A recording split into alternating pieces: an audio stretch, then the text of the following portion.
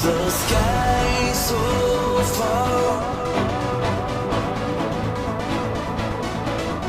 but I can't lose it.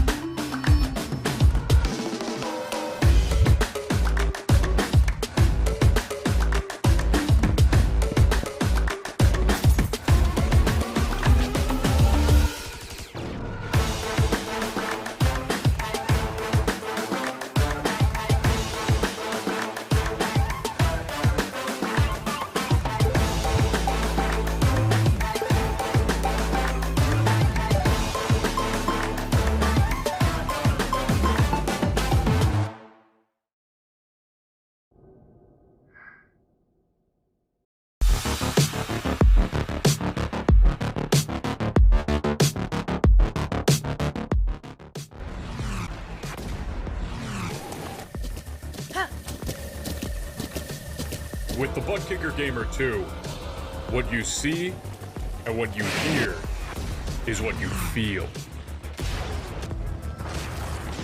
Butt Kicker, the future is feeling.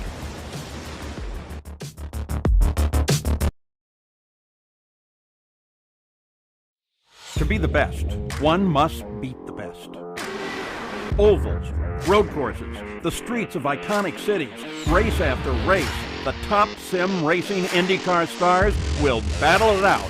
In sim racing, it doesn't get any better than this.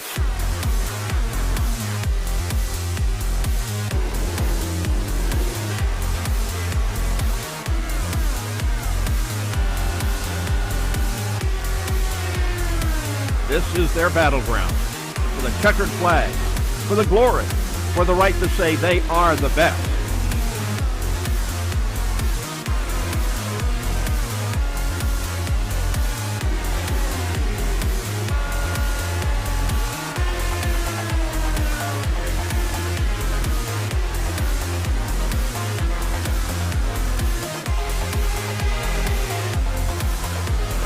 The cars and stars of the Lionheart IndyCar Series, presented by Butt Kicker, are ready to race.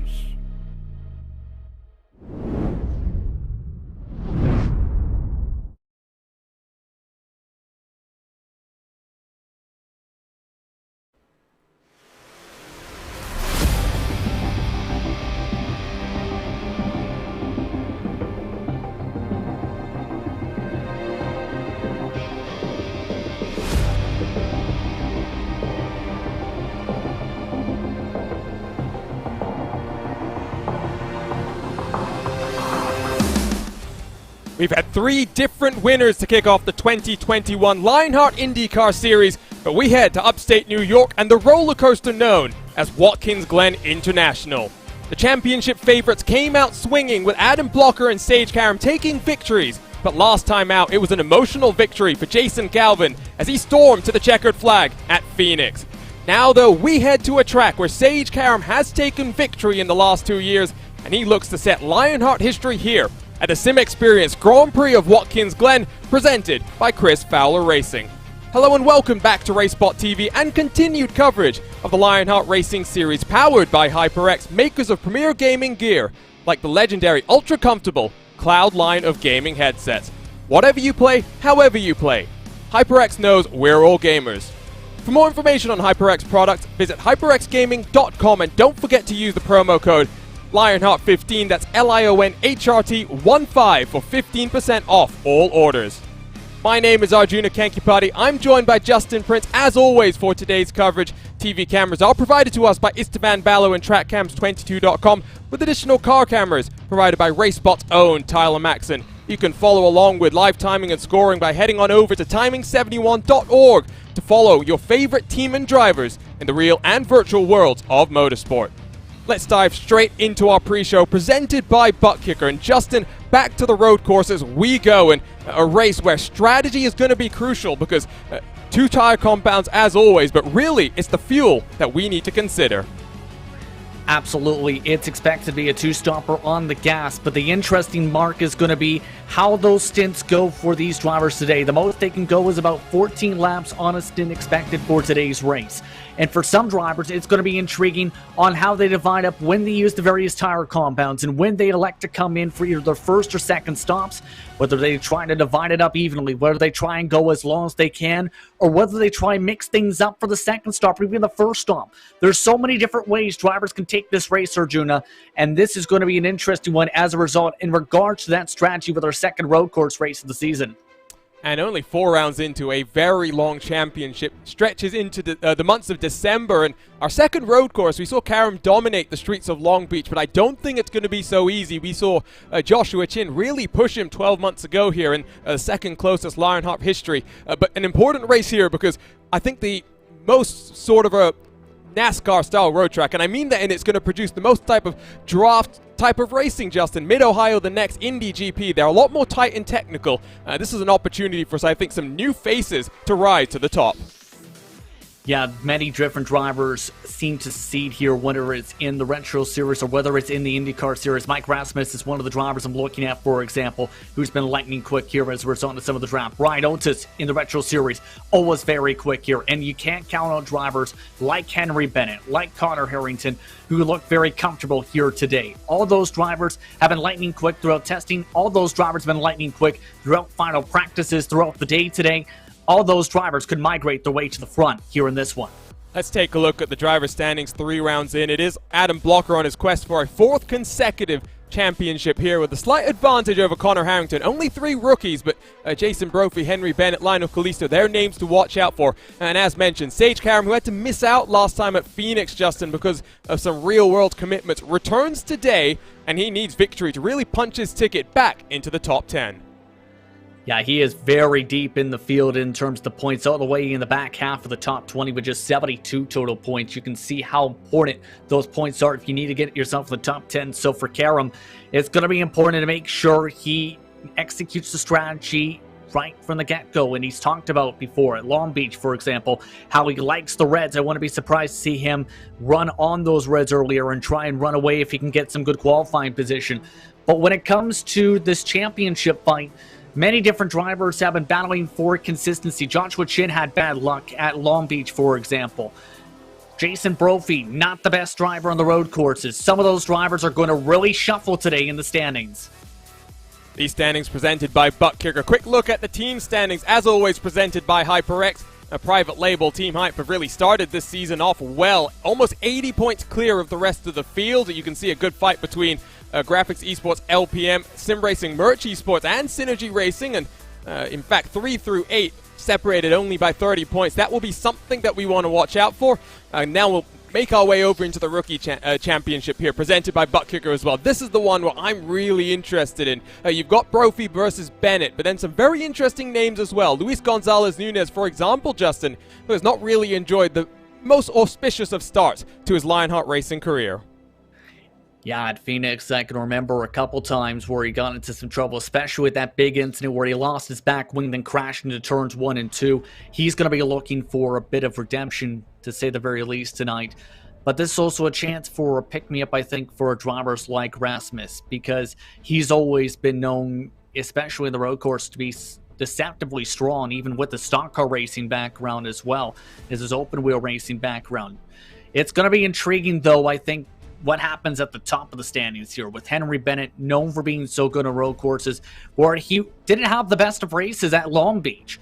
I think today, though, is going to be different, with there being more passing opportunities as well as slipstream opportunities throughout this race today.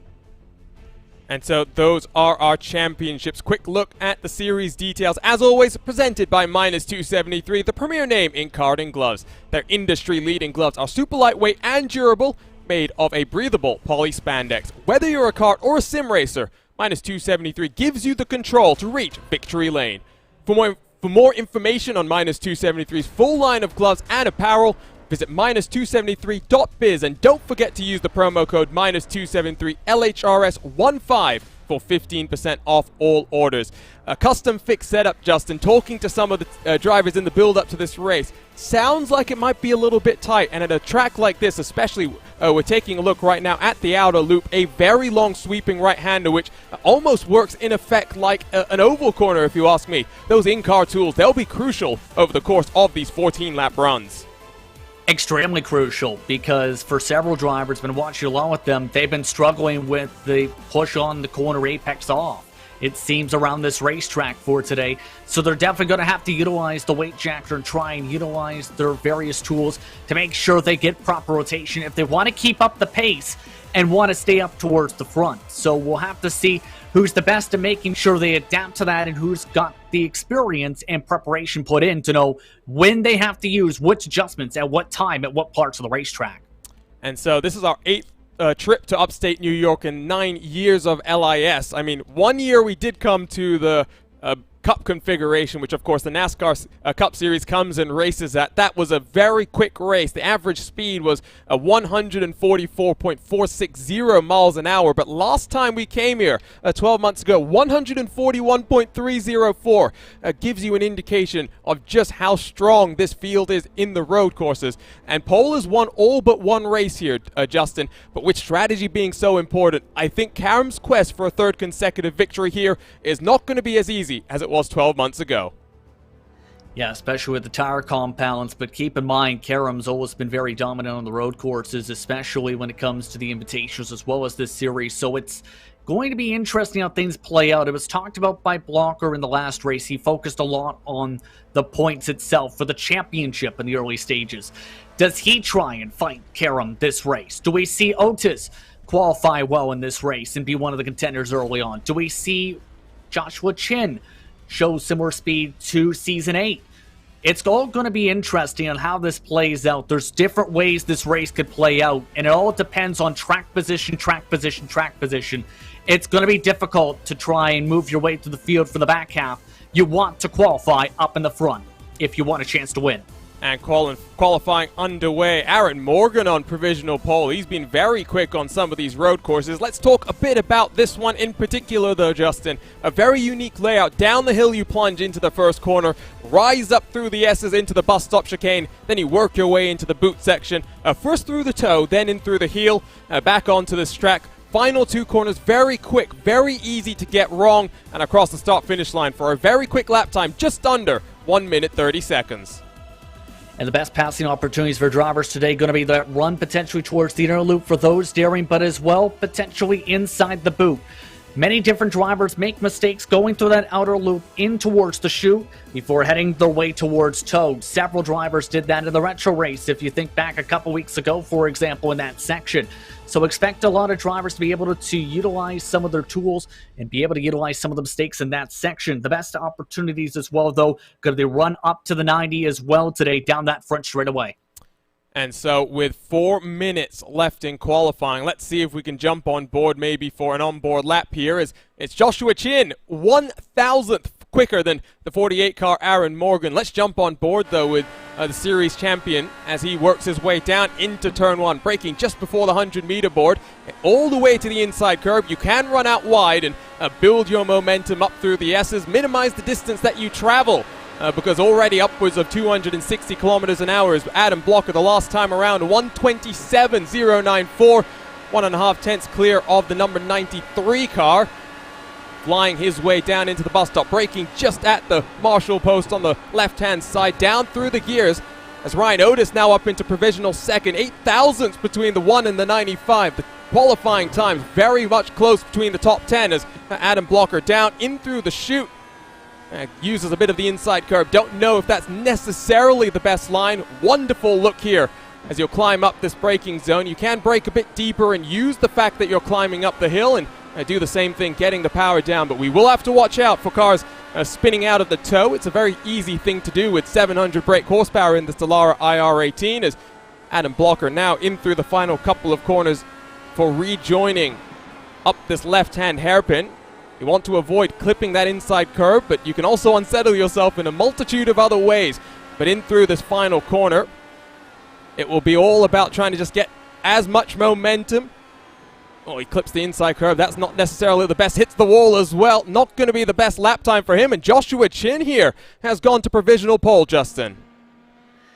Oh, and that's a big hit as well, as that's going to really disrupt how Blocker tries to take this well. But for Chin, you're going to be surprised. Came up in second position last year, as talked about in this race by 1.8 seconds. So he's someone that can be very quick here on the road courses. He had different strategies, remember, though, at Long Beach. Sage Karam, meanwhile, only fourth in qualifying so far. Needs to pick up a couple tenths to get up to Joshua Chin's 126.9. Yeah, this is going to be a crucial lap for Sage Karam, especially in the context of the race where you don't really want to be on the outside, if you ask me, and especially behind Adam Blocker, although I guess maybe not the worst position to be behind, someone who definitely will try slinging it maybe around the outside of the King of Chins as more and more cars finish up. You get 4 laps to set your fastest lap time here, solo car qualifying, which of course means the drivers get uninterrupted access to the track here, Justin. Interesting line they're taking in the toe, I've noticed. We've seen Blocker try and utilize a bit of that seam before and utilize the pathway of that racetrack in the toe when he ran his lap before he had that incident in his lap 3. Karam electing to go more of a flatter entry in some of these corners. We'll see if this is going to help him out or if he's going to be able to pick up enough time that he's put in some decent amount of heat into these tires. This is going to be critical. No curbing. Oh, it almost gets up into the wall, but so much speed is the Coanda SimSport driver carrying across the line. And what is the lap time? A 126.804 at the last second. Race winner the last 2 years, Justin. He'll start then on provisional pole because I don't think anyone's going to pip that lap time. Yeah, that's an incredible lap time. One of the quickest of the day so far. Only Mike Rasmus had been able to put up a time like that in final practice for tonight. And Rasmus, for reference sake, qualified in 7th. So absolutely huge circumstances there. It's going to be interesting how the start goes as the last of the drivers try and get some more experience in these final few seconds of qualifying. It's only 9 seconds left, so none of those drivers get the opportunity to finish up their lap times. Let's go trackside then here in upstate New York to take a look at the starting grid in your SimXperience Grand Prix of Watkins Glen.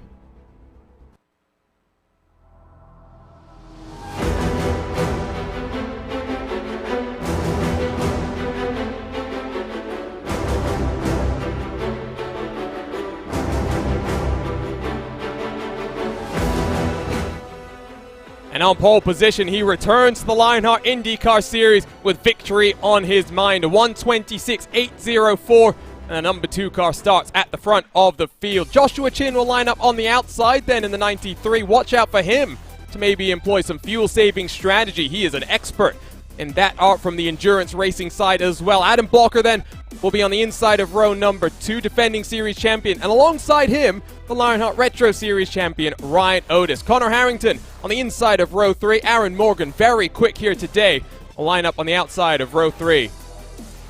Mike Rasmus on the inside then of Stefan Larkamp, row 4. Brian Beard and Tyler Graff on the edge of the top 10. We'll be watching for them to see what they can do. Henry Bennett, not a great qualifying once more on the road side of things. And alongside him, his teammate Brian Carey. They have some work to do to challenge a private label Team Hype Machine. Jay Brunt in 13th position alongside Matt Taylor, who's been very strong in the past couple of weeks, not just in the IndyCar, but across of the Speedway and Retro Series as well. The Sandman back in 15th alongside his teammate Lionel Callisto. Damon Martinez, his teammate starts on pole. Martinez back in 17th position. with Chris Fowler alongside him. Jason Brophy, Andrew Kinsella, well, their teams are battling it out in the championship standings. They've got some work to do back in 19th and 20th. Adam Fraser in 21st, alongside Samuel Ryman in 22nd. Chris Stouffer, Indiana's own, he's got a teammate alongside him as well. Not sure what's going on here in 24th position. Pairings of teammates up and down through the grid. Galvin and Houston in 25th and 26th. And Scott Holmes, Joe Branch, row 14, with James Paulson and Ricky Harding, row 15. 2 seconds then separating top 30 cars, with Luis Gonzalez Nunez 31st. Ron Hacker in 32nd, with Richie Hearn, Brian Greenlee, row 17 on this grid. Mike Rigney and Christopher Reagan, row 18, as the pace car rolls off here at Watkins Glen, and we get underway.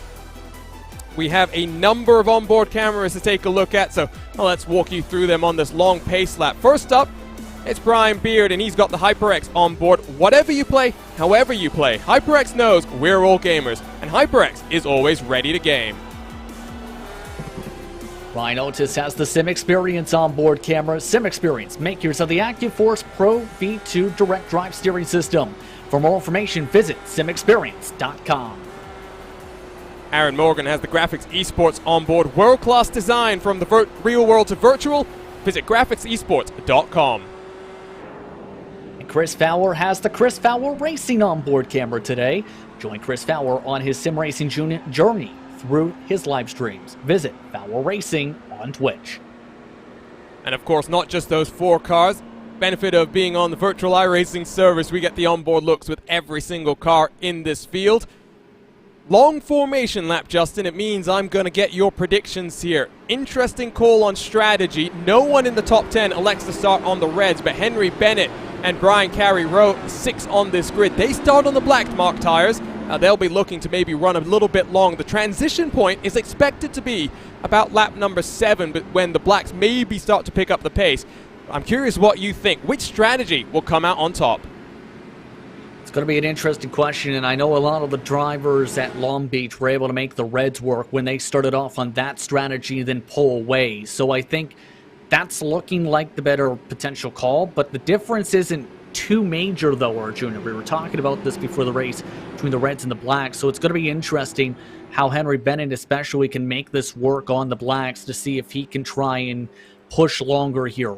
It's going to be intriguing, though, when these drivers in turn on the reds elect to come in. The window is expected anywhere from lap 9 to lap 14 to start off this race today.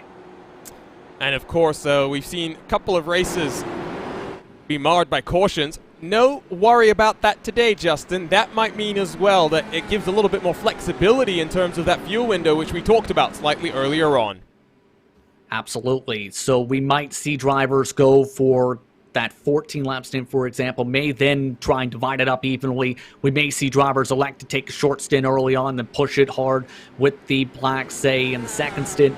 There's so many different ways you can break this race down. It's just going to be the matter of, can you get the track position for one, and can you make that strategy work and execute it well, too, for speed? So, 37 laps, 125 miles about to get underway. Competition, commitment, excitement. This is Lionheart, and at the front, it's Sage Karam and Joshua Chin. They finished first and second 12 months ago. Joshua Chin does not want Sage Karam to have an easy ride to a 3rd consecutive victory here at the roller coaster known as Watkins Glen International. 36 Indy cars ready to get underway here then for what should be a thrilling ride in round 4 of the Lionheart IndyCar Series as we get underway with a very early jump in the SimXperience Grand Prix of Watkins Glen, presented by Chris Fowler Racing. It's side by side as Adam Blocker throws the move down to the inside and gets up into 2nd position. Connor Harrington with a monster launch as well, already up into 4th position as up the hill we climb, Justin. It's side by side between Mike Rasmussen and Stefan Larkamp, but everyone on the push-to-pass button in the top 5. That's going to be very critical for Adam Blocker early on and may change the complexion of how he approaches this race. He's talked about how difficult it was to make that move in the first couple laps at Long Beach. Now, we're going to have to see if Blocker's going to try and go for the race win, or if he's going to try and focus on the defense here, with several of these drivers already fanning out behind. Connor Harrington also picked up 2 spots. Chin is down to 4th. Not a great launch there, and Karam, who went very early, I think caught out the King of Chins. He's now forced to maybe think about fuel saving and what he can do from there, because Ryan Otis already all over the rear end as we jump on board with the King of Chins. Let's jump on board with Ryan Otis down in towards the heel. Turn 8 for this lap number 1. A wonderful new addition to the RaceBot TV graphics package. On the left side of the screen, you will see the driver's name illuminate when they get on the push to pass button. That extra boost of horsepower that they get to use 10 times in this race. At the front of your field, though, Sage Karam already 1.1 seconds clear as he comes through turn 11, Justin, to complete lap 1. Adam Blocker has got some work to do if he wants to challenge Sage Karam for the win in this race. And it's so difficult when it comes to trying to match the consistency of Karam with what we've seen at Long Beach and what has been seen the past couple seasons. He's very dialed in and very focused when it comes to his braking marks. And there's two different approaches we've seen to the lines. The thing is, Blocker, I think, is a bit better in the bus stop in particular. And I'm curious to see that through the race. Chin, meanwhile, wants to try and use a push to pass to try and keep up with the draft of his teammate Harrington, it looks like, and try and keep the toe at the top couple drivers. Yeah, I think he's right now a little bit just thinking about the tires, as well as I think Samuel Ryman started down on pit road and back out there on track at the very least. All 36 cars are still out there and circulating as we work lap number 2 here in upstate New York. It has been fairly chaotic further back in the pack. Henry Bennett has managed to get on past Tyler Graff, and that's crucial here, Justin, because he's on the black mark tires, and this will just enable him in the last and the middle stints to run on the reds as the track continues to get cooler. We haven't talked too much about the track conditions, but there you can see 41 degrees Celsius. It will continue to cool as we race into the evening here in Watkins Glen. Especially when it comes to the cloud cover as well as the time progressing on forward. So this is going to be crucial, absolutely, for where drivers may elect to try and bank on those reds later on in this race as a result. So we'll have to see if that ends up being the case for some of these drivers. Keep in mind, the only going pace difference between Bennett and the top runners this time by only about a second or so, as now Graff wants it back. And he's going to get it done as well. Not what Bennett wanted. Does that open the door for Carey to slip down in towards the bus stop? Up the hill they will work. And Justin, here comes the move as well. Yes, indeed. Here we go. Brian Carey off to a good start of the championship standings. Has talked about several drivers trying to fan out. It looks like Tyler Graff, though, able to defend well, and that's one of the things I've noticed so far is drivers are not afraid to go all the way to the right side of the racetrack to defend that inside line. They don't want to give up the inside for the interloop/bus stop. If you want to be able to enter that corner properly, you don't want to enter that side-by-side either, for obvious reasons, because of how tight the lane is there and how easy it is if you hit the grass to spin the car out.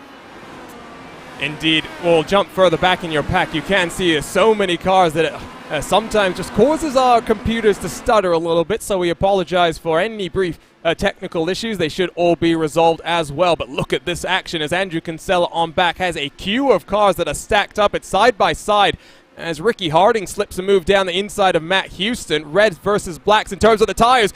Good save there from Ricky Harding, Justin. Very good car control to avoid causing a much bigger chain reaction. Yeah, that could have been a bit disastrous there, especially with so many cars around.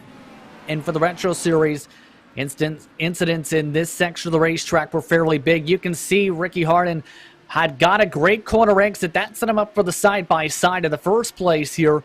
But as soon as they get to the corner, this is going to enter the heel. Tries to take the bottom, wiggles a little bit in the first place, just loses the traction. And a great bit of car control indeed to be able to lock it down and save it. Only loses a couple positions in the process. The jump back to the live pictures up the hill behind Richie Hearn, A number of drivers here on the button. Meanwhile, further up, Jason Brophy, I think, has just gotten around George Sandman into the bus stop with Adam Fraser. And race winner last time out, Jason Galvin, down in 20th position, Justin. It was a very emotional victory for the 42 car last time out, and I'm sure one that he'll be savoring for a long time to come. We talked about it a bit with the Speedway Series race at Homestead Miami Speedway, where he was in contention too for victory there, where when it came to the race at Phoenix, of course, thumbs up, cancer down, big for his family, heart of the charity, him and his wife. And also, it was his home racetrack, one where he announced at the facility. He's from the region. He studied collegiately at Arizona State. it was absolutely huge for Jason Galvin to win there. He always wants to do well at Phoenix, and guess what? He did that, and nearly got the chance to double it up at Homestead Miami too with the Speedway Series race as well, where that was a competitive one as well just a couple days ago.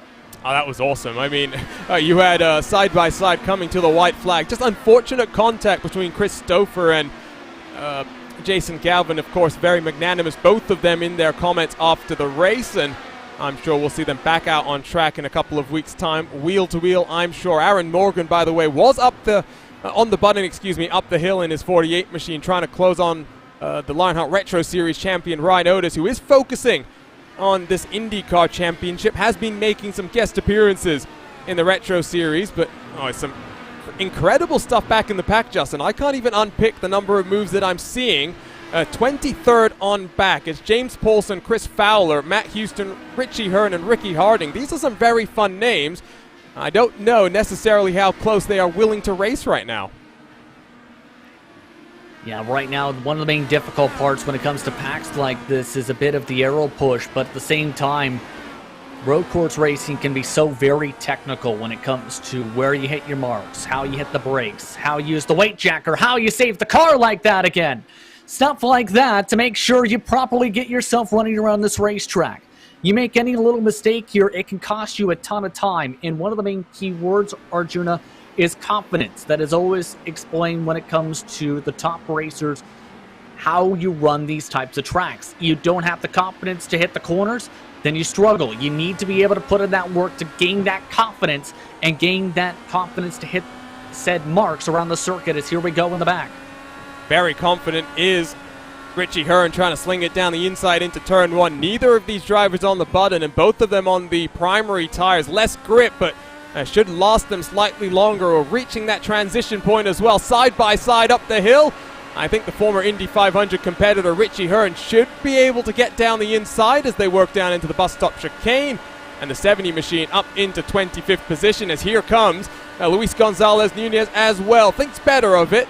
He's had an incident-filled start to his Lionheart campaign. Wants to finish this race, I think, with some good points-paying positions, but it's still very early on. Up front, by the way, Justin, we haven't really talked about it. 2.4 seconds clear is Sage Karam as we watch Adam Blocker coming around to turn number 9. Cora Harrington still only 1 second off of Blocker, and you've got Joshua Chin in close pursuit as well. But Karam very much in control. Now the question becomes, what's happening on strategy? I think Blocker right now is just electing to conserve a little bit, be a bit more patient on how he attacks this racetrack. Similar approach to Long Beach here. It's only a couple tenths of a second difference in the lap times right now. 1:27.6 for Karam last time, 1:27.9 for Blocker. So at this point, I think Blocker's just focusing on the task at hand. Hold on to second. Think about the pit window that's opening up already in about 7 laps or so at the very latest. And just get yourself to that mark, and then think about when you're going to use those blacks right now. And I think that's going to be the major difference is going to be when those drivers elect to use those tires and how the gaps fare out as a result here in this race. Oh, look at this. To the inside goes Matt Taylor, trying to get on past Brian Carey. Taylor on the blacks, but Martinez on the reds in behind. Wants, I think, to not lose too much time seeing these cars squabble.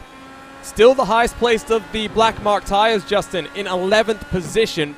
13 seconds adrift of Sage Karam. It'll be interesting to see how the pendulum maybe swings back in the favor of cars like Henry Bennett and Brian Carey later on in this race. Who knows? They still could be fighting for a podium come the end of these 37 laps. The thing is, when it comes to some of the drivers on the blacks, they need to find a way to pick up about a couple tenths of a second here in terms of the difference of the fall-off. I'm curious how it plays out with that cliffing point now this lap, because Bennett's running 1:28.7 and has been really struggling on corner exit. And for all these drivers, all of them seem to be plowing on corner exit with that tightness that you were talking about, needing to get on that weight jacker, especially when it comes to some of the right-handers I've noticed. On board with Damon Martinez across the start-finish line. In 14th position as you see Joshua Chin on the button trying to close the gap to his teammate, because they've started to fall off the tail end of Adam Blocker very slightly, and Ryan Otis is closing on the number 93 car. Up the hill, no usage here in this group. So let's jump forward to Harrington and Chin as they work their way through the outer loop. And for the private label Team Hype Machine, Justin, this is what they want to see. Their two teammates running in third and fourth, because Adam Blocker, yes, he's part of Adrenaline Power Slide, but it's Adrenaline Red, Henry Bennett and Brian Carey and Andrew Kinsella, the trio there. They're all out of the top 10. Third and fourth should extend their points advantage. This organization has done an incredible job working together and picking up talent for this season for the Lionheart IndyCar Series. They've all been quick, especially on the oval so far, especially with Jason Brophy in that camp. I think that's really helped them in their oval program as well with some of his experience on the NASCAR side. The road course side, they also have picked up two of the best they can. We talked about Chin, for example, known for being able to save fuel and how he's been able to run, for example. Connor Harrington's also a very consistent road course racer in himself, the open wheel machines, and we've seen that throughout the race. They're near identical, these two in their lap times. The thing they have to also keep in mind, though, is Ryan Otis is keeping the pressure up right behind him as well to make this a battle. So is Aaron Morgan. You know, let's jump on board with one of our cameras. As I say that, I think there's an incident to take a look at. Ooh, Luis Gonzalez Nunez pointed in the wrong direction at a very tricky turn 9 section. A number of cars getting on the button right now, but let's go take a look at the RaceSpot TV replay then, Justin, and in the pack of cars as well. This is going to be a very dramatic incident side by side. I believe that would be Christopher Reagan in the 19 machine all the way into the grass, and a vicious snap there. Not sure who that is that has to come all the way to a stop basically to let them on past. I believe that might have been, if I'm looking at things correctly, that was Brian Greenlee who had to dodge that by slamming the brakes. You're going to see it was very tight. Nunez, I believe, didn't get hit by anyone, surprisingly. Yeah, locked up the right front, you've seen as well, Greenlee, so that's going to affect him for the rest of this run. Good avoidance there, Justin, though. I mean, that was a big grouping of cars, and so we still now have 36 of our starters all out on track, working lap number 9 in this race. That was pretty good, and I think an indication of that this IndyCar series, really the pinnacle is Damon Martinez with a nasty wiggle coming through turn 9 of his own. Really the pinnacle of all of the 3 series that we've seen. It's also been one where the number of penalties has been on the lower side, and I know series organizer George Anzaldo is very thrilled about how that's gone. Absolutely, this has been a very clean race so far with a lot of respect shown by the competitors, but strategy has opened up here, Arjuna. Matt Taylor has elected to come in a little bit early, and this is what we talked about. Some drivers may elect to try and go a little bit early on their strategy calls to be able to then switch maybe the tire compounds, or in that case, keep the tires, as it looks like Nunez may have had another problem possibly. Let's take a look. Same corner. Ooh, into the wall as well. Let's take a look at the onboard if we can. I'll need a better look. Here we go. This is the angle, just all the way up the track, and I don't know how he gets away with not losing his right front there, Justin, but that is some serious contact to not have any damage, maybe some steering damage. That's the extent of it. He's definitely got some right front wing damage. Same entire quarter complex just went up in the marbles. Ooh. As one more car's around in the middle of the racetrack. It's Scott Holmes in the 67. This is coming out of the outer loop. A very quick place to have an off, and another machine, Justin, with no damage. Let's take a look at the replay and talk us through it. Richie Hearn with some dodgy internet, as he's known for in the background. Ooh, there's contact between the two of them. Just got into the very back end of his rear end, and let's take another look here. Hearn definitely had the momentum here in the corner, carried a little bit too much there in that situation. Just a love tap. Spins him right around, and an error.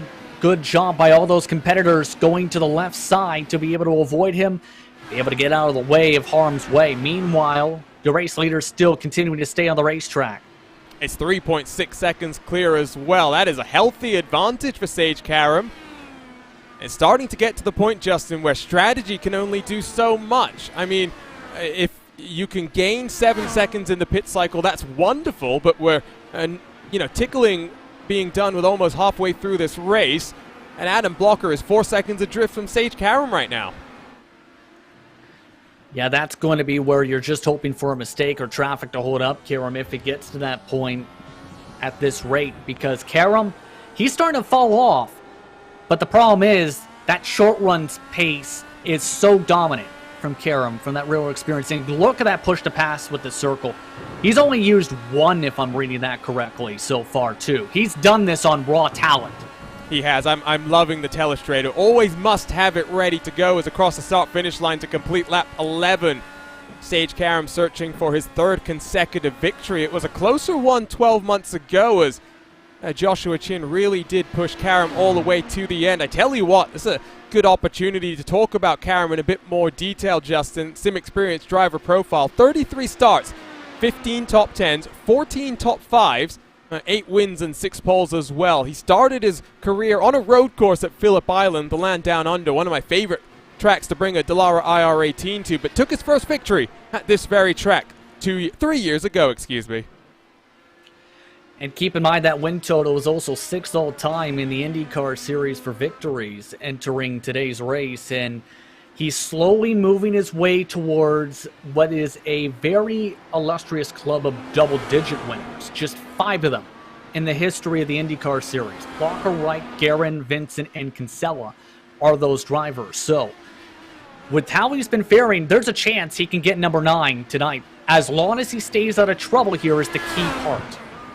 And I think 12 months ago, if I'm not remembering incorrectly, because I was taking part in this race 12 months ago, he had some trouble with traffic on the final lap. So we'll wait and see if those words prove prophetic. I think George Sandman has had his own technical issue. He's falling down the timing screens. And reminder, racebot.wtf/Indy, you can take a look as there comes Connor Harrington. That releases his teammate who gets on the button straight away. He's already burned 4 of his push to passes, Justin. That's not ideal 13 laps into this race. Karam, in comparison, we just saw using his second right now. Yeah, that is not good whatsoever, because that's going to make it very hard to defend later on in this race to Ryan Otis and some of the other drivers, but as well, it's going to make it hard to try and make a pass if you want to try and make a move later on, where someone else may have several more push to passes to defend themselves. So that's going to be absolutely huge later on, as Harrington quickly off and away with one of the quickest pit stops so far in the race. 31.3 in the lane, 8 seconds in the box. And you can see straight away on the button, he knows that cold tires on the black marked as well. He's got to get up to speed as quickly as he can and make this undercut work. Into the bus stop, he will work full speed ahead then in the 44 machine. And if you're wondering why the 44, yes, of course, he is a Lewis Hamilton fan.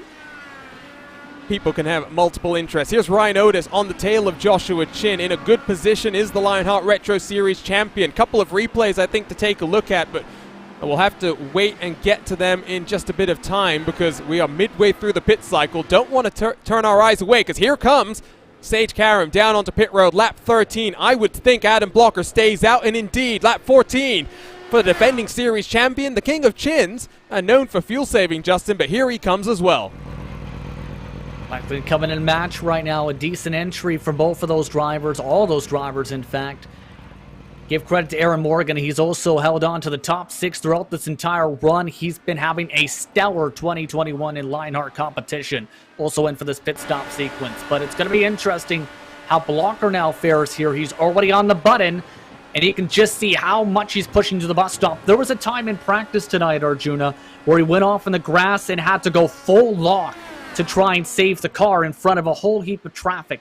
That's how confident he is in that section of the racetrack. And this is not going to help Karam out. He's come out right behind Power Slide teammate for Adam Blocker, Chris Stouffer. He'll pull to the side, though. He does not want to be behind the raging bull that is Sage Karam at times, especially through the tricky inner loop.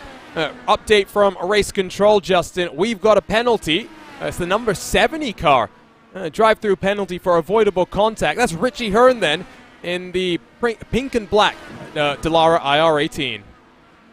And he's already coming for service. That's going to really hurt Richie Hearn's race, absolutely. Since he was doing a decent job before then, he's going to really lose a ton of time on the racetrack. But the difference between Karam and Blocker, about 25 seconds. It's going to be interesting overall how the time fares out here, Arjuna. and it's reds versus blacks. As you can see, all of the top 10 basically that did come down over the last couple of laps. They've moved on to the primaries. Blocker comes down. Will he shed the alternates?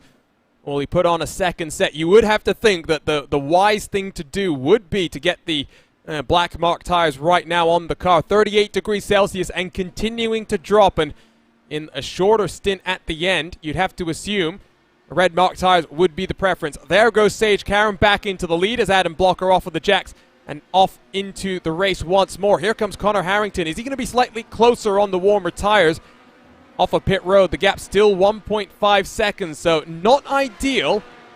As Joshua Chin burns another one of his push-to-passes. He's feeling the pressure now from Ryan Otis in behind. Yeah, and Ryan Otis, you can see, only has used a couple of his push-to-passes. Chin, just at this point, I think is going to be in a tough spot later on in this race at this rate with how he's using the buttons. Otis, meanwhile, it's very smooth. This is the smoothest we've seen him so far this season. As talked about, this is a track he's very confident at, and this was a track that he was in contention for the victory in the Retro Series when he made an appearance there, and also when it came to an appearance at Canadian Tire Motorsport Park a couple weeks back. That was a very fun race as well. A left side of the screen, Justin. Not sure if you caught this one, but I do like to break out my telestrator. Let's see if I can do this. Just about here. Unfortunately, it's going to be behind the ticker itself. But 3 push-to-passes left in this race for Brian Beard. So he's really been abusing that button. And if you ask some of the esports people, spamming the amount of power that he gets. But it puts him in a bit of a hole. We talked about this, I think, the last time we were at one of the road tracks. It's not just push-to-pass. It's push to defend as well, and when you've got such a long run uphill from turn 1 down into the bus stop, it's a valuable tool that you might want later on in the race. Hence why I'm surprised so much that Beard has gone to that point where he's felt that much pressure from Stephen Larkamp to be able to use that button that many times. Wondering if he's also trying to make sure he keeps up with Mike Rasmus at this point, but it's going to be really tough if you don't have any push to passes to be able to defend later on in this race. By the way, Harrington did get a little bit closer with the strategy, it looks like, out of the pit stop sequence. Blocker has already lost a second to Karam since the pit stops, and since Karam's got him back in clean air. Karam now up to 5-second advantage. Let's go take a look at some of the replays from just before we got into the pit stop cycle. First up, it's something that's happened to Richie Hearn, Justin. Let's see. In towards the heel, just a little bit too fast, locks the inside front. Oh, it doesn't avoid the outside wall. I suspect there's no damage enabled for this race, Justin, because we've seen that on a number of occasions. I don't think that's necessarily what would happen if an IR-18 went off there. I mean, he did have a 24-second pit stop after the penalty. You're right. You see, he did get some left front wing damage. You see a big crinkle for Richie Hearn. In fact, on there from the hard hit. No, you are right. It just was maybe a bit more minor than I expected, given the speed of the contact. He didn't necessarily scrub the most that you'd expect. Ooh, look at Jason Brophy wiggling his tail through turn number 1. Just about able to hang on to that one. Still in 22nd position. Let's jump on board here, Justin, and take a look once more. He was running in the middle of the field in about the teens before this situation. You see, just on the corner exit, takes a little bit too much curb. Maybe the weight checker, maybe a factor in again, but a great job to lock it down and prevent it from hitting the barrier. Just lost him a ton of time trying to get it back going. He's lost all the positions he had gained in this race. So where are some of the cars that took the black mark tires to start? There's Bennett, and Carey is still in close pursuit, down in 12th and 13th respectively. So hasn't cycled out the way they expected, but I think that's because, Justin, you've got the likes of Matt Taylor, who's up 4 positions on the day. That's had a very good run, and a number of other cars that have maybe pipped some of these contenders. Yeah, I'm very curious to see how Bennett fares here, if he can get himself up to graph again. Matt Taylor, there isn't much difference I've noticed, though, in the lap times quite yet compared to the reds and the blacks for Bennett, though. That's the kicker.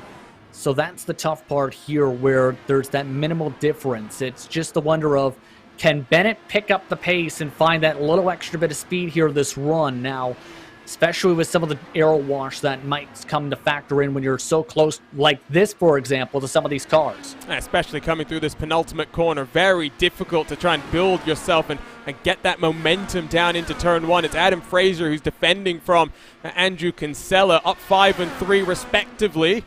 Kinsella looking to try and demote Fraser down. Won't get it done in through turn one, but let's jump on board with the Canadian. He's already to the inside as we come up through the S's, on the button as well.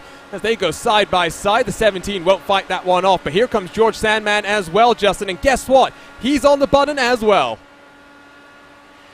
Going to be an interesting battle, absolutely. But that defense for the push to pass coming in critical. Not able to dive it into the inside, though, that time. Back single file, though. They thought about it, but just not close enough to be able to get the full move done. And I think, actually, Fraser got on the button in defense, coming through the right-hand king at the very top of the hill, so he burned effectively one of those usages when he really didn't need to. That's a shame for him. He's down to just 2 left on the day. Let's jump slightly further up in your field very briefly, just to touch on the gaps that are starting to continue to grow, as you see Adam Blocker in through the final corner, Gap to third place, Connor Harrington now up to 1 second as Karam down in through turn 1. Starting lap number 19. Halfway through this race, Justin, and Karam is in dominant control. He's looking odds-on to take a 3rd victory in a row. A big historical mark for him to get himself to 9 victories already in this series. When it comes to these road courses, he's just lights out. He was lights out in the Retro Series here at this racetrack. He's been lights out here today. Just very consistent and right on dialed in on how he's been able to make his marks around this racetrack today. It's going to be difficult for Karam to be stopped. We're going to step aside for a short commercial break here live on RaceSpot TV. Don't go anywhere. The second half of this race is right after these messages.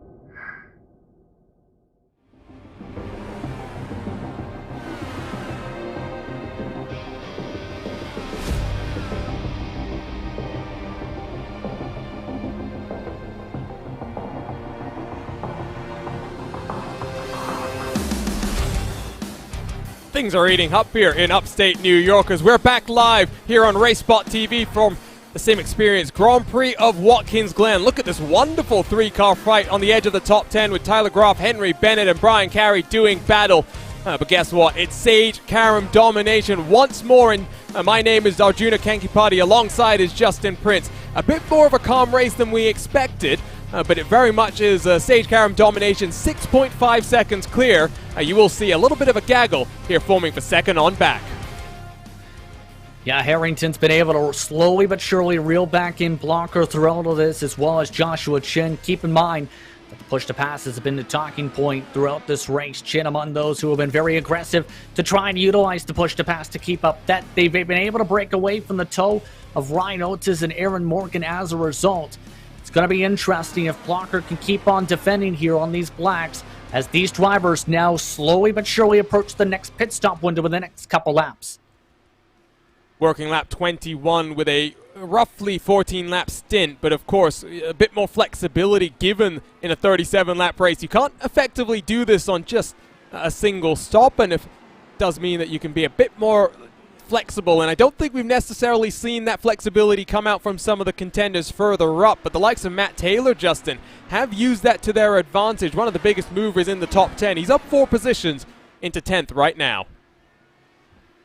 Yeah, he's done a very impressive job. He's one of the quickest drivers on the racetrack, in fact, right now in the Reds, and that's helping him a little bit. The tough part is for Taylor, it's going to take another 3 seconds of time gained for him to get up to the next pack, and he's on the undercut strategy. Remember, he ended up pitting about 2 to 3 laps earlier than a majority of the field.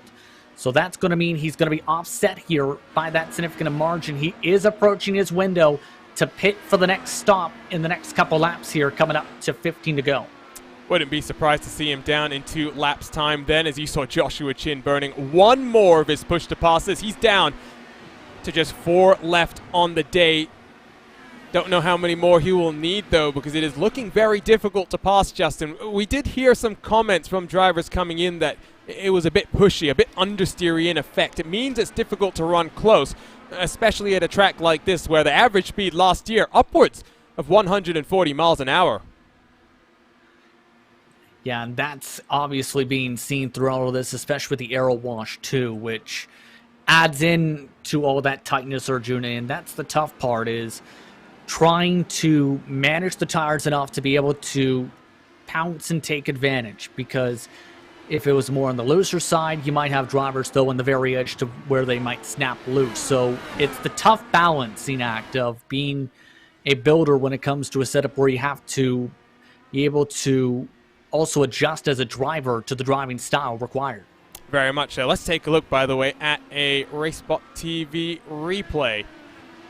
Not sure exactly what we're going to see. It's the 17 of Adam Frazier. Ooh, getting it very wrong on the entry into the boot. There is significant damage. We were waiting for someone to be claimed the victim of the roller coaster that is known as Watkins Glen International. One more look, Justin, at this one.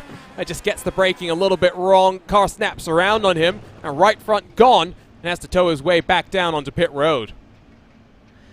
Yeah, it just looked like the second it stepped out and the second he overcorrected, it just lost all traction and that car was gone, especially once it hit the grass. But pit windows have opened up. Samuel Ryman, who is among the early pitters, has elected to come in for his final scheduled stop. So pit window open. Ryman, the first of the cars down. One more replay to take a look at. So it started off fairly clean. Ron Hacker, I think, has pulled to the side and maybe retired. Not sure if there was some... I think he blew an engine here, Arjuna. Let's spool it back even further then. Very good spot, Justin. Jumping on board with the 21 car, and indeed, ooh, that is disaster for Ron Hacker, Justin. Let's spool it back one more time and listen to the sound of the engine.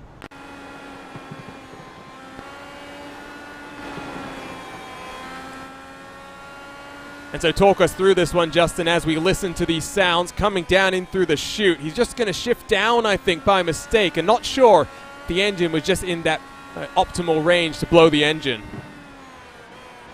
Yeah, you're going to see right here, he actually gets it jammed in neutral. It gets stuck in neutral when he goes down to second, and then he can't get it out of neutral, so it essentially gets stuck on those very top-end revs, and I think that's what pops the motor, Arjuna.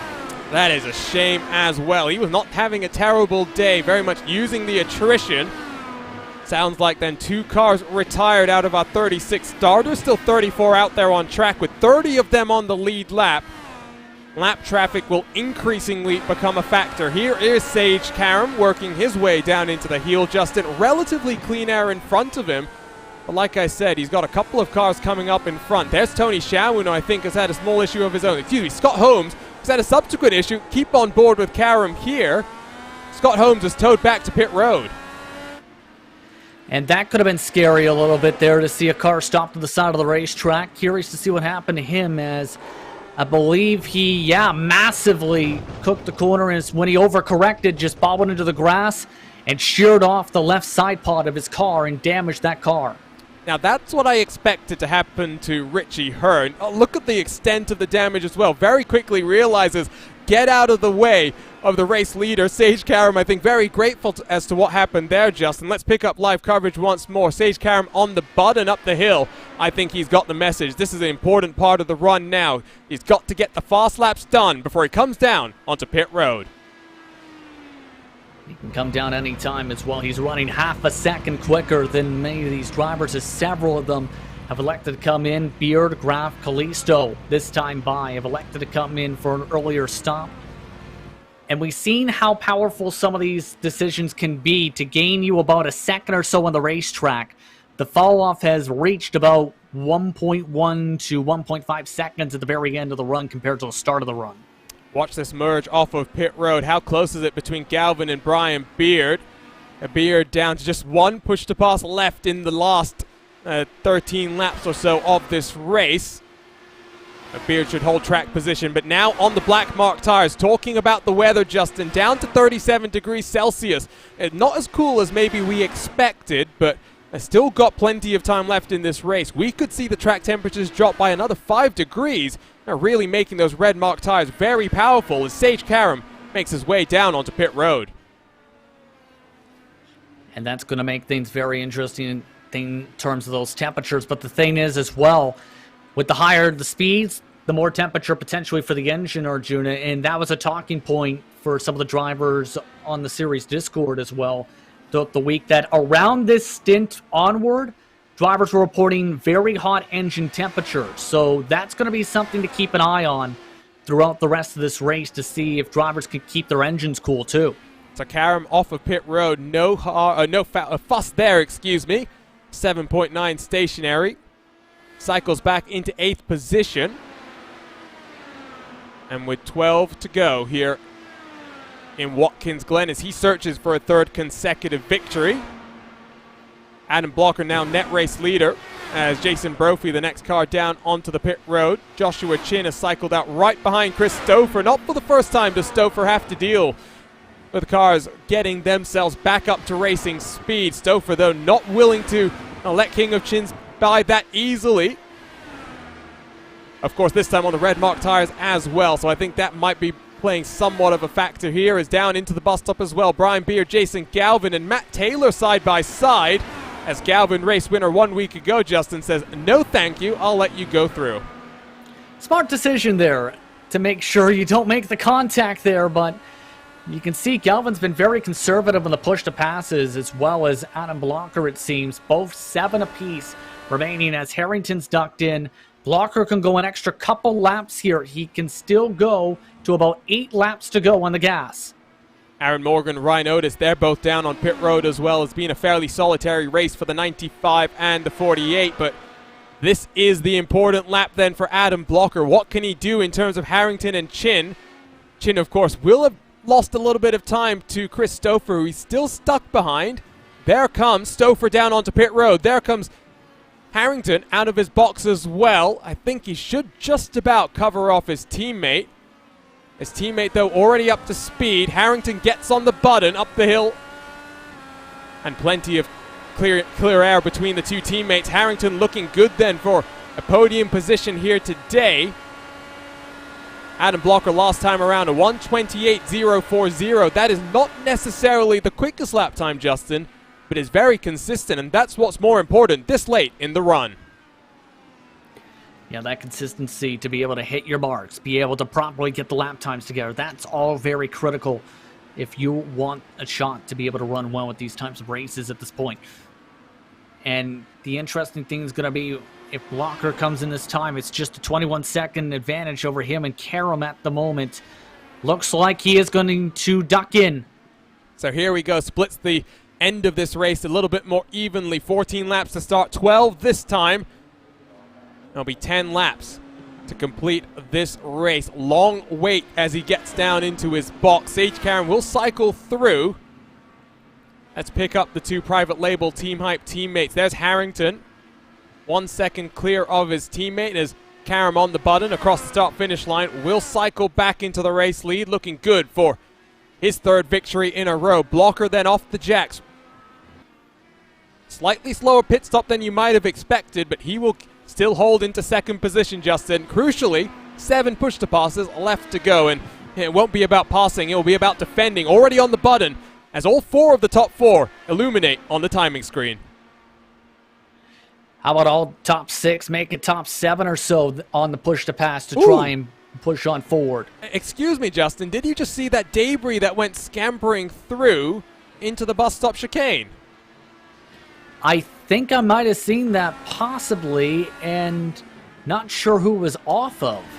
I think it might be this car, Jay Brandt. Let's spool it up and see what happened there. That was very interesting as we work through the end of this pit cycle. Sage Karam has abused that button.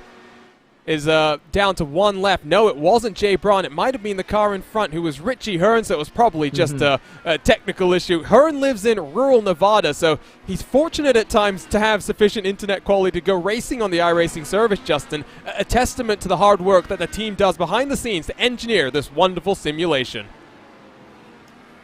Absolutely. You can race from anywhere, essentially, from the world, and it's so incredible to see the opportunities drivers in turn have been able to get across this platform. I'm sorry, Justin. I just saw the lap time that Sage Karam did the last time around. A 1:26.239. Wow. He's the only driver to have done a 26, and he's broken past the rest of the field by 9/10 of a second. That is astonishing as the two teammates get on the button. It looks like a battle between these two, Justin, for third position. That's incredible. Just the best thing I can say on that. That's incredible from Karam, but I think the teammates at this point, I'm curious how Harrington plays this.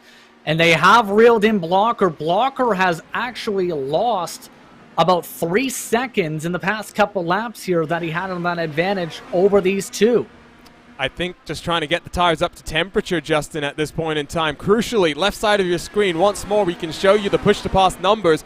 Joshua Chin down to just 1 left in this race. It will make these final 9 laps or so very difficult as he tries to look down the inside in towards the heel. Tucks back into line. Doesn't, I think, want to compromise the team points as well, Justin, because 3rd and 4th for private label Team Hype with Powerslide Adrenaline, or I forget what they're called, Adrenaline Red, excuse me, Henry Bennett, Brian Carey, Andrew Kinsella, all of those drivers a 10th on back. It's a very good look for them heading out of round 4 of this championship. Yeah, at this point, I think you can see them working together here. If one of them gets held up by the other, you might see that decision come into play, but at this point, I wouldn't be surprised to see them focus their efforts on trying to jump by Blocker, find a way to pass by Adam Blocker if they can, because they're quicker than Blocker right now on a bit older reds at the moment. So, and now the push to pass is starting to come in. Blocker's starting to feel the pressure, having to defend. Still got 5 of them to 2 uses left for Harrington, so with 8 laps to go, Harrington has to choose his moment wisely here through the right-hand sweeper that sometimes called the outer loop. I like to call it the carousel because it very much feels like a certain corner in Germany, which we will visit this coming weekend on RaceSpot TV.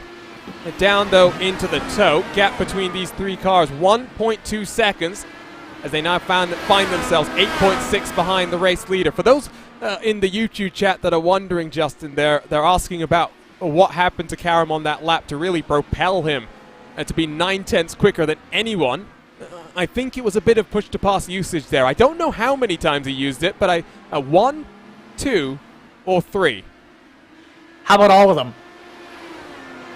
He's out of push-to-pass, so my answer would probably be all of them. Well, whatever it was worth, I'm sure I don't know if that's a lap record. I have to take a look now. No, it's not, because the lap record is a 1:24 set a couple of years ago on the older tire model. But nevertheless, a benchmark time as Adam Blocker once more on the button. I think he's feeling a little bit more concerned about Harrington and Chin behind. And up the hill they go. Check in with the battles further back. Henry Bennett and Brian Carey on the alternate strategy. Now swarm Stefan Larkamp, who finds himself at the closing stages of this race, Justin, on the primary Mark tire. Carey's had a very quiet and solid race so far. He's been running around this spot all day long. I think at this point, he's definitely got the speed to be able to get inside the top 10 once more. But the tough part is, guess who's leading this train? Henry Bennett, who's now on those reds and has been getting better and better as this race has gone on. His graph has now had to come in with an issue, it looks like. Yeah, I saw he was off track for a few moments. Wasn't sure exactly what had taken place, but in through turn 1, we saw, another car that's blown its engine, Justin. Oh, and that's not good coming off the corner exit. You have to wonder if those temps maybe starting to really play a factor. We'll see right here. See, going through the gears, similar situation coming through second. Yeah, that's got to be temps. Just in second gear. He does the right thing, though, Justin. There's cars coming up from behind. He pulls to the side of the track immediately, resets down onto pit road. But a shame for Tyler Groff, who was doing pretty good on the day, I must say. And day done, and through no fault of his own then. Very unfortunate as well in that circumstance, but he had been having a quietly solid race, too. But back to that battle. I think Blocker's got the upper hand for all this with those advantages on the pushes to pass available. So we'll have to see if he can close it in. Yeah, we've got Soups on jumping into the YouTube chat, debating the semantics and grammar about push to pass and pushes to pass. I think he's technically right, but I prefer push to passes because he's trying to pass multiple cars. As you can see, it illuminates once more on the tower. Stouffer, Martinez, and Sandman. So let's go check in with a couple of those cars. It's side by side with Martinez and Kalisto down into the chicane. And Sage Karam's teammate now in 13th position. 4 places gained on the day. Stouffer and Sandman still illuminated as they work their way in. And Chris Stouffer, Indiana's own, Justin, 8 positions gained. It's not been a race where we've really seen too many on-track passes. Those who have done it have made the strategy work, and the likes of Matt Taylor, Chris Stouffer, and Ricky Harding as well, who's up 10 positions, as Christopher Reagan 13 on the day. Very good drives from those drivers. Yeah, they've been getting more consistent as the race has gone on, and for Ricky Harding in particular, several major saves to be able to straighten up the race car. But now it becomes the thought process of, can you hold on to those spots? Can you get yourself some valuable points? Because it's been a race where attrition has been minimal. Outside of 2 blown engines, only 2 drivers have gone out of the race with incidents. It's been a very clean race today, but it looks like at the very least we may have a move coming up here, at least a peak. Reagan wants position 14 down the inside of Matt Houston in the team race for his car. He goes deep, though. That will open the door maybe into turn 9, but I think the 19 machine doesn't want to push the issue at this part of the track. Henry Bennett gets on the button, now 1.5 seconds clear of his teammate Brian Carey, who has gotten on par Stefan Larkamp. So those 2 drivers into 9th and 10th. Word from Tyler Groff, Justin, you've heard, it was just those engine temps, hard to manage, and just come unstuck for the number 26 car. Especially when you're close like this potentially. And I think that's where some of the drivers may start to think about that management is, have you been managing those temps throughout this race? Have you been paying attention to where those temperatures are around the 285 mark to make sure you don't pop the motor? Because any hotter than that, it can cause problems as here comes the push to pass. It was late on the button as well. I thought he was not going to try and get the move done. Houston will try and stick it for the moment, but the purple machine very confident under the brakes and gets the move done up into that 14th position on the day. 22nd, for the 19 machine. We'll jump back to that battle for third as Joshua Chin burns 1 more of his push to passes, the final one that he gets on the day. And you can see separation starting to form then between the top 4, Justin. I do wonder how close Connor Harrington and Joshua Chin will try and race each other with 4 laps left to go. I think the tough part for Chin, though, is he doesn't have to push the passes to try and battle with his fellow teammate here. So that's going to make it that much more difficult. Brian Beard. Probably get it done. Still crashing as Andrew Kinsella will come around the outside of turn number 1, straight to the RaceSpot TV replay machine. Justin, let's take a look what happened to the driver of the 5 car. And it looks like this time he was losing it a little bit coming to the corner apex, in fact. He was starting to get a little bit fishtaily when he hit the brakes. I believe he may have tapped the very edge of the grass, coming right about there with the left rear. And right when it came across the curbing, it just completed the job and had to lock it down and ride the Armco. That destroys his front wing as a result here. Unfortunate end to the day because he was doing quite well, working up in the top 10 at times. 3 laps to go then. Number of battles further down in your field is Ricky Harding, and you can see Joe Branch in the Coca-Cola colors coming through the inner loop. Don't find themselves 1 lap down. Adam Blocker gets on the button, builds a bit of a buffer to Connor Harrington. I wonder if at this point he's also going to start trying to go for that fastest lap, Justin. 1 used here. He's got a bit too much traffic, I think, to really do anything this time around. At least at the moment, he thought about it, I think, to try and utilize the slipstream, but he's got himself 3 push-to-passes if he wants to try it again here in the next couple laps, but the tough part's going to be getting into the 126s, let alone the fastest lap of the race, because Karam's just been that lights out. He's in the 127.5s in the clean traffic for comparison's sake, and even when he's been caught up in traffic, he's been the quickest car on the racetrack. So to get the fastest lap, you need to be very precise and have the perfect opportunity to utilize it. I will say something, Justin. There was some conversation about this setup in the lead up to the race from some of the drivers. Only one driver reporting any sort of engine overheating issues, and therefore, you know, the decision was made to stick with the setup as was. And I will say, I agree with Soupsan. It's nice having some extra factors that drivers have to deal with. It's a bit of attrition, and I think something that often in the sim world that you really don't think about. And not just the fact that you can blow an engine, but recently on the iRacing service, especially for this Dallara IR18, when you run your engine slightly hotter, you do find you get less power as well. Yeah, that's been an increasing notice, is you want to get that engine cooler to be able to get the max amount of performance. In many cases, the hotter it gets, the more it ends up stuffing that engine essentially with the hot oil temps, the hot water temps, and makes it difficult to reach the peak RPMs and the proper torque in the engine. So it's just a balancing act now, as well as to make sure you keep an eye on those temperatures. Something's happened to the Sandman coming back onto the Cup layout. Very tricky turn 9. Car always wants to slip around there. Just about holds onto it, Justin, and let's ride on board here and take one more look. The track falls away from you as you get on the power, and it's something we see a lot more common, and I'm surprised we haven't seen it more often today. Yeah, it's been a surprisingly clean race with very little attrition, as talked about. Very little mistakes. Well, there's one mistake. And James Poulsen at turn 9 just proves my point, Justin. He'll have to tow back to pit road. I think that right front being completely detached from the car. White flag in the air, but let's take a look at this very quickly. And just looked like similar mistake to Nunez before, where he went up in the marbles. This time it was enough to break the axle rod and break off that tire. Unfortunate on the final lap for that to happen in this race from a decent position.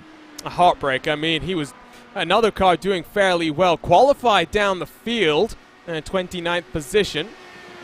Was working up in the top 20. Sage Karam then in through the bus stop chicane for the final time, sweeping his way into a 3rd victory from upstate New York. He's going to write himself into the Lionheart history books, Justin, and despite the fact that he missed out on our race last time out, championship standings will start to swing back in the 2 cars' favor, and 2 cars at the front of this field. Sage Karam, Adam Blocker, a championship fight once more between those 2 cars. It's been an incredible drive from Sage Karam from the get-go, lightning quick, and we were expecting him to be this quick. He was perfect from the jump, executed his marks, and was mighty comfortable on both the tire compounds, made it look easy at the front today. Left it late to go on pole, but from pole, almost undisturbed for victory. Not lights to flag because of the way the strategy cycled out, but Sage Karam, for a 3rd consecutive year here in Watkins Glen, takes victory at the SimXperience Grand Prix of Watkins Glen, presented by Chris Fowler Racing. His 2nd victory of the season, 9th in his Lionheart IndyCar career, and a championship standings will start to look very favorable for the IndyCar driver. Battle between Henry Bennett and Matt Taylor will come all the way to the line, but should be Matt Taylor up 6 positions on the day, able to hold on to the 8th position. It was Adam Blocker across the line in 2nd, with Connor Harrington in 3rd, Joshua Chin in 4th. Ryan Otis rounds out the top 5. Aaron Morgan, an impressive 6th position. A driver that has really made his name over the last couple of months. Some impressive performances. But the name that everyone will be talking about as we head out of upstate New York, Justin, Sage Karam, who heads back to Indianapolis in just a couple of weeks' time, focusing on his Indy 500 campaign. Just absolutely impressive once more for Sage Karam. Dominant from the get-go. And that celebration is going to be absolutely huge. He is just unstoppable at Watkins Glen in these past couple of years. And I'm taking a look at the track facts. Sage is giving us a very slow victory lap and the opportunity to talk about lots and lots of things here. But Adam Blocker has not led that many laps in this track. He has won a couple of years ago, but Karam has led 66 laps coming into this race, Justin. He'll be very close to 100, and I think if he returns next year, you know, his real schedule permitting, he'll be looking very good to make it 4 victories in a row. He's become the first to do 3 in a row, so he's one up Jake Wright. One more. What's the challenge for Sage Karam?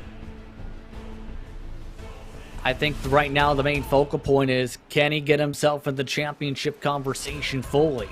And that's the tough part in terms of where he is points-wise, especially with the tough start to the season and, of course, missing a race early on. There's a chance, though, depending on how his schedule permits, he can do it with how he's been able to perform as he gets a little bit of help for his celebration. He was slowing down, to be fair. I'm not sure exactly what took place there, but you'd have to assume broken suspension on the HyperX machine for Sage Karam. I do want to take a look, if we can, at what happened there. Just a bit of after-the-fact shenanigans for the race winner. See if we can pick this one up. Going very slowly, as you can see here, Justin. Oh, there's some technical issues. I think that's what happens here. He reappears right in front of Adam Blocker. Nowhere to go, and I'm sure no malice intended there either. Apparently minimized on the sim side, unfortunately, is what hearing on the radio. So for Karam, though, it doesn't matter. He's still the race winner in this one. I tell you what, 37 laps later, victory for Karam for a 3rd year in a row. Let's go take a look at those final race results, brought to you by CarNox. Sage Karam for the number 2 car, victor from 8 seconds from the defending series champion Adam Blocker. Dominant display once more on the road courses. Our private label Team Hype, they'll be happy with 3rd and 4th, but Joshua Chin 2nd to 4th.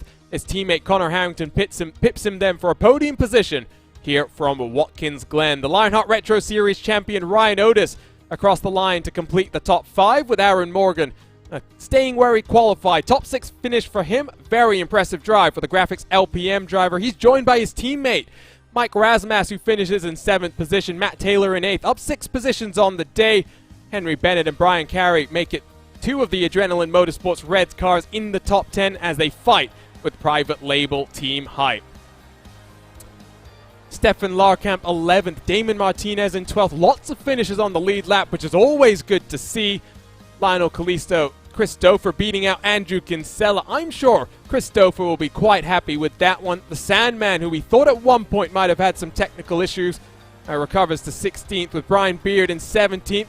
He'll be disappointed with that finish. But Jason Galvin, winner 1 week ago, comes home across the line in 18th, with Jason Brophy recovering to 19th after, I'm sure, what was a rather treacherous and entertaining experience for him in the private label Team Hype 88. Ricky Harding rounds out the top 20.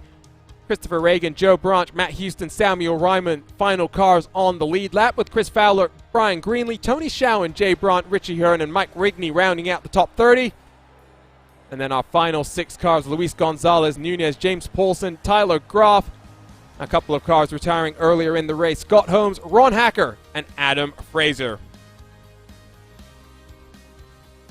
Let's make our way down into the HyperX victory lane then, but before we get there, let's work our way into the HyperX post-race show, because the Lionheart Racing Series is powered by HyperX, makers of premier gaming gear like the legendary ultra-comfortable Cloud line of gaming headsets. Whatever you play, however you play, HyperX knows that we're all gamers.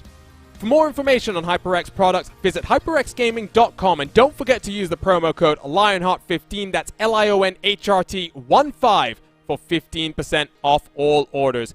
And standing by in victory lane, let's see if Sage Karam is ready. The contact we saw after the fact was apparently caused by Sage trying to make his way into our TeamSpeak server, and now he's standing by with Justin Prince in the HyperX victory lane. Sage, for the third straight season, you are a winner at Watkins Glen International, and this time in very dominant fashion. 32 of 37 laps led, and the fastest lap by about a full second plus just about. First of all, how was it from your viewpoint as you took home the checker flag by more than 8 seconds? Yeah, I mean, it was a good race for me. Obviously, I was able to lock in fastest lap and didn't have any incident points, so yeah, pretty perfect day. I just, I knew the first lap was going to be huge with trying to get away from the draft, so I burned one push to pass, and I was focusing when I was practicing earlier today on just like my out laps and stuff, just to see like how to make the car go faster on cold tires, and I don't know, that just seemed to be the difference. It seemed like my out laps were pretty strong compared to people, and also just that first lap of the race I was able to get out of draft range. So from there, it was basically just hit my marks, and I'm comfortable with this track, and I just think I was able to be consistent and fast at the same time, and that helped. And obviously, fuel didn't really come into question today, so I was able to just kind of run 100% the whole time. So that's fun when you can just go and not really worry. When you're trying to save fuel and stuff, usually that's when mistakes happen. So other than that, I was just hoping I didn't get caught up in lap traffic or anything like that, and I had one car spin in front of me with like 2 laps to go, so that was a little sketchy, but other than that, pretty smooth race. Looked very smooth in that fastest lap. What did you do on that fastest lap? Because when we looked afterwards, you were out of push to passes. How did you set the fastest lap of the race, a 1:26.2, blistering quick, only one of 2 drivers to set a time in the 1:26s all day? Yeah, so I knew when the tire life was at its best, and I knew for the last stint the track was going to be a little bit cooler than the beginning of the race. So when I got new reds on, and when I was at that lap where I felt I could attack, I burned about, I think, like 5 push to passes just to try and make sure I got the fastest lap of the race. So that lap's definitely not legit by any means, because it's all push to pass, but it was a good lap, as far as just hitting my marks and everything, and I'm not sure how much faster I could have gone. You mentioned the comfortability at Watkins Glen. What makes this place so good for you as a driver? Because you're fast when it comes to the IndyCar series here. You've been fast here in the Retro series. What makes this track mesh well for you as a driver? Yeah, I'm not sure. I think it's, when you got the bus stop and some faster speed corners, a little bit of off-camber corners, you just really got to trust the car, and I don't know, I just feel like I have a good trust with the car and feel for it. So this track suits me, which is weird because in real life this is like one of my least favorite tracks, but for some reason in the sim I'm fast here. So I wish it would just translate in real life too. That'd be kind of cool. So yeah, I don't know. It's just I get on with it well. I like these tracks that have faster corners. There's not a lot of real slow corners here, just a handful of them.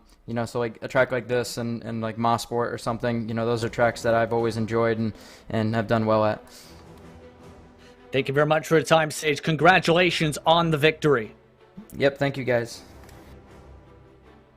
So a third trip into victory lane for Sage Karam. I'm sure he'll be pretty chuffed at how that one went. Next up, let's bring in second place Adam Blocker, looking for another Lionheart IndyCar Series crown. Adam, important pass at the start there to get on past Joshua Chin, but not really able to get close enough to challenge Sage Karam. He broke out of draft range and made things a bit too tough for you there. Yeah, I mean, overall it was kind of a tough night. Yeah, qualified decent. I don't think I had anything for the laps that Josh and Sage put in. I could have done a better lap, but not something that would have beat them. So yeah, I was kind of happy at the start to be able to pass Josh at the beginning, and then yeah, I was really just trying to manage the reds because I wasn't sure. I thought people were going to be sliding at the end of the stint more than they were, and they didn't really. So I probably managed them a bit too much in the first stint. And I was able to go long at least the first stint and put on the blacks late a lap and get a bonus point. But after that, really, I kind of knew Sage was gone, so it was just about keeping Connor and Josh behind me, which wasn't too bad, and just bringing it home with no inks to get another bonus point. So, in terms of the strategy, was there ever any concern that you may get jumped by Harrington and Chin there? Because it was not as close as maybe I thought it was, but there was a point in the last 5 laps or so when Harrington and Chin were burning their final push to passes trying to get close, and maybe just with their tires up to temperature, they got close enough that I'm sure you would have been looking in your rearview mirror. Yeah, I mean, I was definitely nervous about it, but I saw, particularly in the second, I wasn't worried about the first pit stop cycle because we were switching onto blacks from reds, so it was kind of a wash, like there wasn't really that much of an undercut. But the second stint, and I was doing decent times on reds, but the second stint, yes, there was obviously a danger, fresh reds versus old blacks. But I was looking at the standings, and it looked like they were going to come out in traffic. It turned out they didn't come out in too much traffic, but I had enough of a buffer over them that I was able to kind of manage it and just come out in front. So, what do you think about these road courses, Adam? It's one where you've been very successful in the past, but Sage has been very dominant so far. We'll have a week off in terms of the road courses. In a couple of rounds, we'll head to Mid-Ohio. What's your hope there for being able to challenge for a victory? Because if Sage is going to maybe try and challenge mostly on the road, it does mean in the championship standings, you have to start thinking about him trying to close that gap. Well, Mid-Ohio, I'm not too optimistic because I'm going to be racing back at Indy Simulation, which has a great rig, and I want to thank Kerry for the support. It's really awesome what he's doing for me at Phoenix and Mid-Ohio there. I'm sure I'll be able to get a solid result, but just being unfamiliar with it, it'll be kind of it'll be tough. But Watkins, Glen, and Long Beach are not necessarily my best road courses, so I'm definitely looking forward to when we go somewhere where I feel like I have a little bit more pace and I can challenge somewhere like Silverstone or Road America or places like that where I feel like I have some really good pace. So, well, congratulations on the second, Adam. See you in a couple of weeks' time then for more Lionheart IndyCar Series action. Yep, see you in Kentucky. So that was your defending series champion. Let's bring on in third place finisher Connor Harrington, who very entertaining start there, Connor, as he got around your teammate up into the podium positions. And from there, a bit of a difficult race, managing the car and not really being able to attack. What was that like from your viewpoint? You still must be satisfied with a podium finish. Yeah, we're satisfied tonight with a podium finish. Our private label Team Hype Ethica machine was really good. I managed to get around my teammate Josh on the start. And from there, unfortunately, it was just a game of management. We knew going into this race that a lot of the engine temperature stuff was going to be really difficult to deal with. I think after my first stop, I had the engine oil temp warning on my dash for something like 26 laps straight. So, in the pit stop phase when we were trying to undercut Adam, I was looking to attack and I couldn't get on the button because I was afraid of blowing the motor. So a little bit of a lost opportunity there, maybe to stick it to Adam and gain a little bit of ground, but you can't really be upset when you come into a Lionheart race and you finish on the podium. So. And in the championship picture as well, I'm sure this is important for you. Came into this race in second position, and I'm sure that gap to blocker will only marginally increase. Now you'll be looking more at Karen from behind. What does this season hold for you? Because it's still very early days, 4 rounds in, but it's looking good for a championship fight for you. Yeah, well, last season we started off kind of the same way, and then we had some really bad luck. So hopefully this season things will go a little bit better. I think we might have maybe gained a little bit of ground tonight in the team championship as well, which is really exciting for us. Brophy had a good race too, so we're looking at all fronts. So I feel like the more solid results we can put together, the better things is going to be better. Heading to Kentucky next time out. What's your thought about that one? It will be interesting because after that we head to Mid-Ohio, so two very different type of racetracks, and I think one where you might be feeling pretty confident about your chances at both of them. I wish I could say I'd be confident with at Mid-Ohio. I've actually never turned a racing lap there, and I'm actually not even sure I'd be able to make that. So that may be one of my my drop races. But yeah, I mean, Kentucky's going to be tough. It's probably going to be a lot of guys on top of each other, and who really knows if you can kind of win the sort of lottery that is a Lionheart oval race.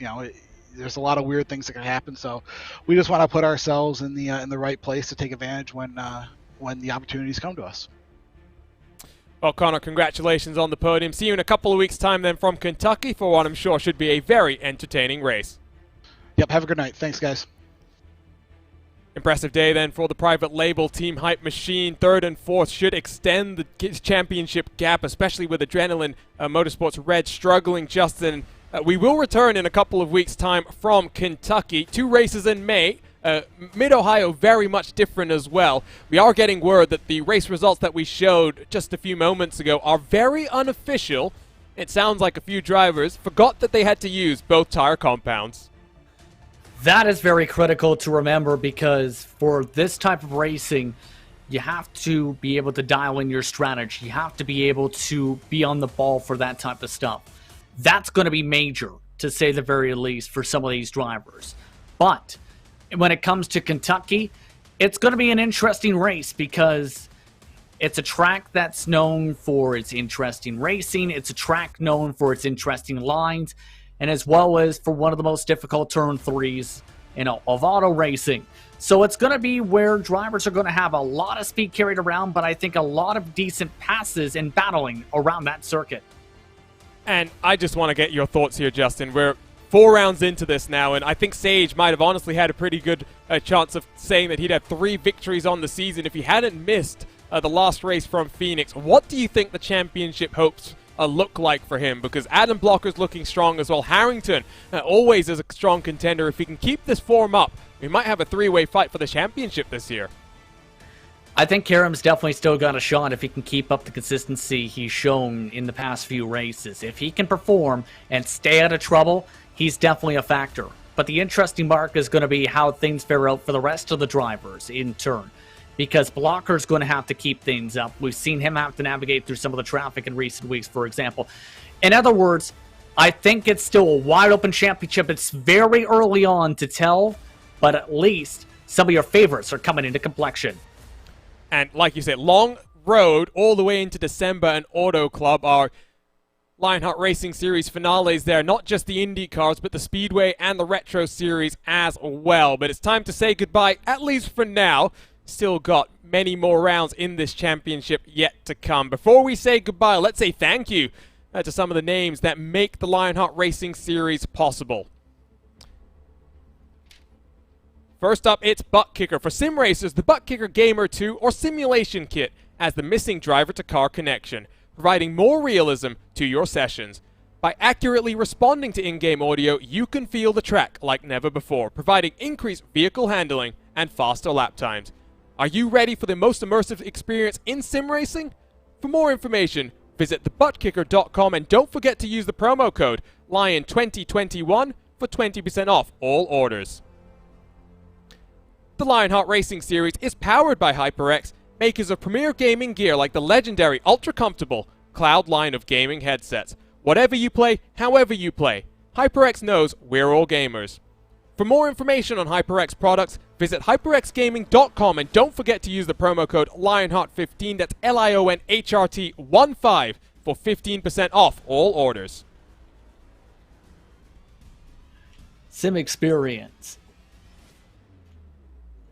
The SimXperience AccuForce Pro V2 is the premier professional SimXperience racing steering system. The key to its incredible realism is the groundbreaking direct drive motor control system, providing a driving experience that's second only to the real thing. For more information on the entire SimXperience ecosystem, visit SimXperience.com. Minus 273 is the premier name in karting gloves. Their industry-leading gloves are super lightweight and durable, made of breathable poly spandex. Whether you're a kart or sim racer, Minus 273 gives you the control to reach victory lane. For more information on Minus 273's full line of gloves and apparel, visit minus273.biz, and don't forget to also use the promo code minus273LHRS15 for 15% off all orders. Looking for entertaining sim racing content? Look no further than the DMLC Racing channel. Follow former Lionheart Retro Series Driver of the Year Mark Cohn's racing escapades as he battles for wins and avoids wrecks with cat-like reflexes, all while providing commentary sure to make you laugh, cry, or both. Follow along by subscribing to the DMLC Racing channel on YouTube or like his Facebook page at the DMLC Racing channel. It's not just those named, though. There's even more that help power this series. Up on your screen, you can head on over to the Lionheart Racing Series website if you want to learn more about the names up on screen, or if you want to get involved with the 3 different competition Lionheart has to offer. We'll be back next week for Lionheart Retro Series action, but next week it's all about Retro Series. The week after, we'll be back for DW12 and IR18 action at Kentucky on the minds of the Lionheart IndyCar Series. If you want to stay involved with the Lionheart Series, head on over to Facebook, Twitter, and Instagram, where you can stay involved with all 3 of these competitions. ESTV has you covered for all of your esports action. Twitter, Facebook, Instagram for them. And if you love sim racing coverage, well, subscribe to us on YouTube by hitting the red button and the bell next to it as well to get notified every single time we go live with a great sim racing series we get to cover. We'll be back in 2 weeks' time, but for now, my name is Arjuna Kenkipati. I've been joined by the wonderful Justin Prince. We'll be back in 2 weeks with our TV cameras from Istvan Ballo and TrackCams22.com. Additional car cameras provided by RaceBot's own Tyler Maxson. Live timing powered by our partners at timing71.org, where you can follow along with the best in the real and virtual worlds of motorsport using their world-class suite of data analysis tool. So long and goodbye from Watkins Glen. We're at Sage Karam in HyperX Victory Lane as he looks to try and claim his first ever Lionheart IndyCar Series champion.